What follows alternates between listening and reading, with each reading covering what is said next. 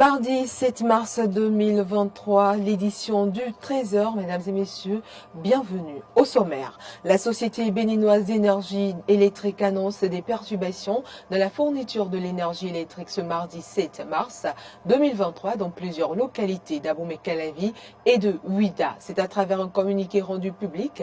Nous y reviendrons dans cette édition.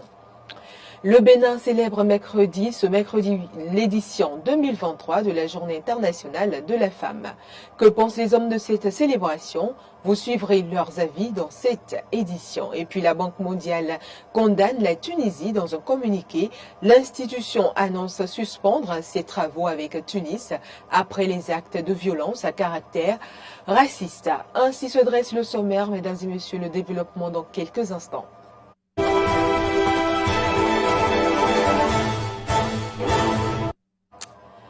À nouveau, bonjour. Je l'annonçais en titre, perturbation annoncée sur le réseau électrique SB2E dans les communes d'Abomey-Calavi et de Ouidah ce jour. C'est à travers un communiqué rendu public ce lundi 6 mars 2023 que l'information est connue. Les travaux d'entretien du réseau électrique dans le département de l'Atlantique occasionneraient cette indisponibilité de l'énergie électrique entre 11h et 15h. À Abomey-Calavi, les zones concernées sont Womé, Tompé, Maria-Gleta, Ale-Gleta, Yemoncho, Womé-Sodo et environ. Puis dans la commune de Ouidah, il y a les localités à Roson, Péage, Ouessé, Bovier, Paou, Soglokodji et environ. Selon le directeur de la SB2E, tout se met en œuvre pour limiter la durée de ces perturbations. Le Bénin célèbre demain l'édition 2023 de la Journée internationale de la femme. Quelle est l'appréhension des hommes sur cette célébration? Suivez quelques-uns, ils sont rencontrés, ils sont à Cotonou, ils sont au micro de Clémence Tonouquin. Les initiateurs de cette journée, ce qui les a amenés à initier cette journée, je ne sais pas. Est-ce qu'ils ont réellement expliqué leur idée là au monde entier? Parce que j'ai remarqué que de nos jours, les gens ont tourné cette fête autrement. Ou quand on parle de 8 mars, certains vont directement au CES. Non. Le 8 mars est instauré pour se rappeler des femmes, pour corriger les brimades, les chagrins là, les malheurs qu'on porte aux femmes là. Cette journée est instaurée pour corriger ces choses. Parce que tous les jours, vous allez voir, les hommes briment les femmes.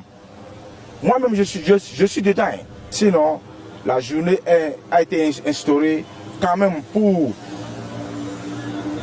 en tout cas, pour faire de plaisir à sa femme. Pour aider sa femme à avancer. Parce que la femme est le siège du monde. Donc cette journée, si ça n'a pas été initié, moi je vais l'initier. On ne doit pas faire le côté festif. Je peux même le dire, elle devait aller au charbon. Parce que vous savez, nous les hommes là, malgré que vous êtes un homme supérieur, c'est nous qui dominons. Que ce soit le foyer, même, regardez l'Assemblée, si on n'avait pas voté cette loi là, il y aura seulement 4 femmes. Même si tout dernièrement, elle est suppléante. Est-ce que vous voyez? Donc ça veut dire que ce n'est pas facile. Les femmes, elles doivent se battre. On connaît d'autres femmes qui se sont battues. Être à l'image de ces femmes-là. Aller au charbon, ne restez pas dans les bureaux. Allez voir les autres femmes. Dites-les, battez-vous pour l'autonomie financière. Pensez aussi à la femme rurale. Et surtout la femme paysanne. Journée de la femme. C'est une journée de réflexion normalement. Commençons par là. Une journée de réflexion, d'éducation, que ce soit civique, morale. C'est ce que l'État doit faire. Les femmes doivent éduquer leurs filles. Et l'éducation de la femme commence d'abord dans chaque foyer. Vous voyez la déperdition, la dépravation. Mais c'est la femme qui est humiliée. Les femmes, on les aime. Après tout, c'est nos femmes. On les aime. On aime trop les femmes. Par an, il faut une journée pour les célébrer. Un gros cadeau et un gros bisou. Voilà, une nouvelle attaque menée par des hommes armés non identifiés a fait un mort et un blessé à Materi. Le bilan des victimes des attaques terroristes s'alourdir. Commentaire.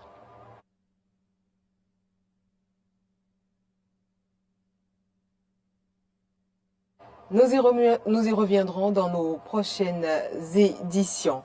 À présent, le secrétaire d'État américaine Bonnie Jenkins sera à Cotonou ce jour, ceci dans le cadre de la lutte contre le terrorisme.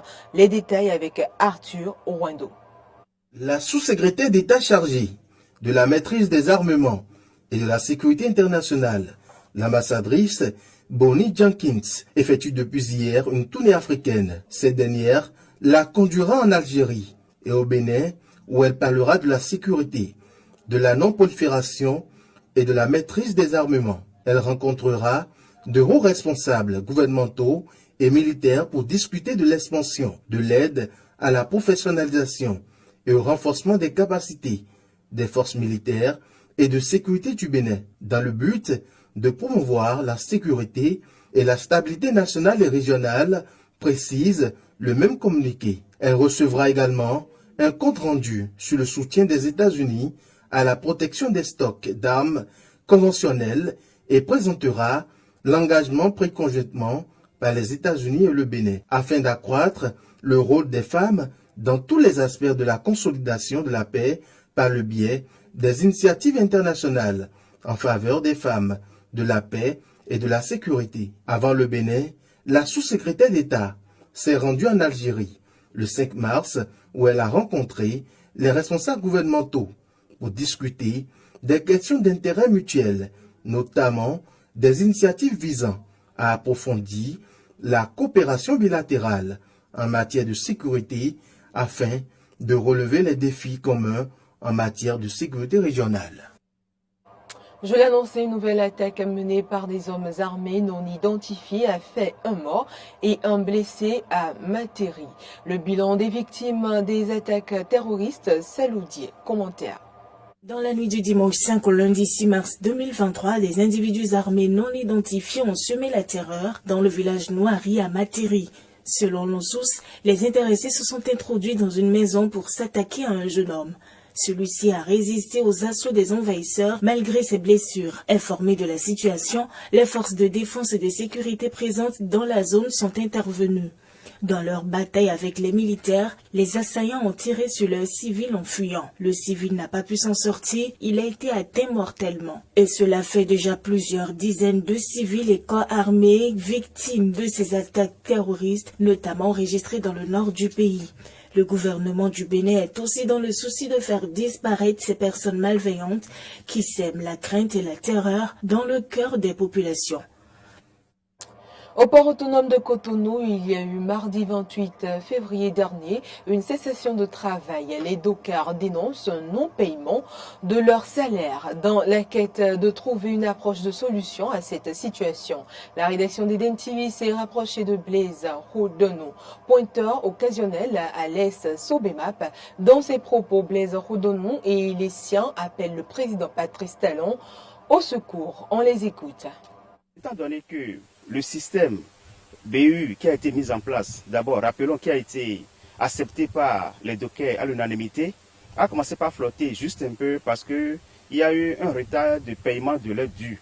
Donc, étant donné qu'on associe aujourd'hui, comme je l'avais dit, et les mauvais traitements infligés ainsi que la faim, vous savez que dans ce cadre-là, il ne pourrait quand même pas avoir quelque chose de bon. Donc, c'est ça qui a déclenché ce mouvement d'humeur. Et puis les dockers unanimement ont baissé les gardes et ne sont plus allés opérer sur les plateformes portuaires. Donc personne n'a été auteur de ce mouvement. Nous nous sommes réunis à la Bourse du Travail le 1er mars et nous avons formé un comité. Donc ce comité qui est mis sur pied a été accepté à l'unanimité des dockers et on aimerait quand même demander à ces derniers de bien vouloir accepter ce comité-là pour que le dialogue social puisse être fait avec ce comité sur qui aujourd'hui les dockers à l'unanimité sont en train de compter pour effectivement défendre leurs acquis. Parce que si le chef de l'État, en Conseil des ministres, a annoncé qu'il est là pour regarder la situation des dockers, je pense quand même qu'il faudrait que nous-mêmes, acteurs portuaires, on puisse se prononcer sur ce qu'on devrait nous faire pour que ce soit différent du traitement en griffe inhumain auquel on nous soumettait. Donc c'était un peu par rapport à ça qu'on demande, que nous sommes là pour demander au chef de l'État de bien vouloir rester dans cette logique dans laquelle il s'est mis pour d'abord mettre en place le BU. Nous le remercions infiniment parce qu'il a pensé à nous et on aimerait quand même que ce soit avec nous, que ça se décide, c'est-à-dire nos gains journaliers et nos avantages, nos acquis, qu'on puisse quand même échanger pour se convenir.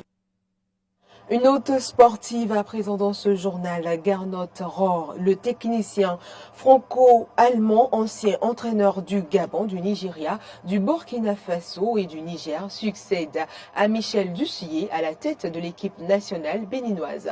Qu'en pensent les Béninois? Ils sont au micro de Frédéric Espoir Mambou. Je ne suis pas souvent d'accord avec ceux qui disent que ce n'est pas l'entraîneur qui joue. Parce que le charisme de l'entraîneur aussi fait partie du dispositif pour avoir les meilleurs résultats. Gernot Rohr, c'est un ancien, c'est quelqu'un qui connaît déjà le continent.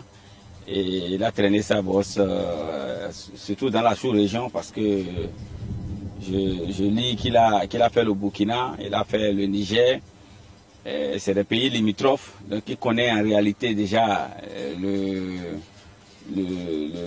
fonctionnement de ces pays-là. Le Nigeria aussi, qui est voisin d'à côté, il a fait 5 ans au Nigeria et je peux dire que c'est quelqu'un qui suit déjà notre équipe de près et qui pourra certainement nous apporter. Et il faut dire que Gernot, c'est vrai, à part le Nigeria, s'il a eu à faire le Niger ou le Burkina, ce pas des pays qui nous dépassent forcément en termes d'effectifs ou en termes de joueurs évoluant à un très bon niveau. Donc je crois que c'est quelqu'un qui connaît déjà à peu près l'équipe, parce qu'on ne peut pas forcément, les dirigeants ne vont pas choisir quelqu'un qui va venir à la tête de l'équipe et qui va reprendre à zéro. Donc c'est quelqu'un qui suivait forcément l'équipe et je crois qu'avec ce que nous avons les moyens de faire quand même le minimum sur le continent et moi j'ai espoir qu'il va apporter quelque chose. Le Sénégal a commencé par rebâtir son football depuis l'échec de l'organisation à domicile en 1992, où la Côte d'Ivoire a battu le Ghana en finale. Le Sénégal a essuyé un revers, ça a tapé sur les nerfs. Ils ont relancé la machine. Et ils ont fait quoi? Ils ont fait former les entraîneurs locaux. Aujourd'hui au Sénégal, vous avez au moins 50 Sénégalais qui ont les diplômes CAF A, CAF Pro, qui sont des entraîneurs reconnus par la CAF, reconnus par la FIFA. Parce que quand vous avez de mauvais entraîneurs, ils vont former de mauvais joueurs. Et tout ça a donné les résultats quand? Et ce n'est que 30 ans après. Gernot Rohr, avec l'effectif d'aujourd'hui, franchement, ça va être difficile de dire qu'il pourra faire quelque chose. Ça va être très difficile de dire, mais il a des valeurs sur lesquelles il peut compter. Quand vous avez quelqu'un comme Steve Mounier, qui est le joueur qui gagne plus de duels dans le championnat français, qui est dans le top 5 des joueurs les plus efficaces en air en Europe, vous pouvez compter sur ces leaders techniques là. Quand vous avez des jeunes comme Tosin Yegou qui marque but sur but, en Suisse des jeunes comme Junior Olaiton qui est relancé par le compatriote au match Mogo, je pense qu'il y a l'ossature autour de laquelle il va travailler.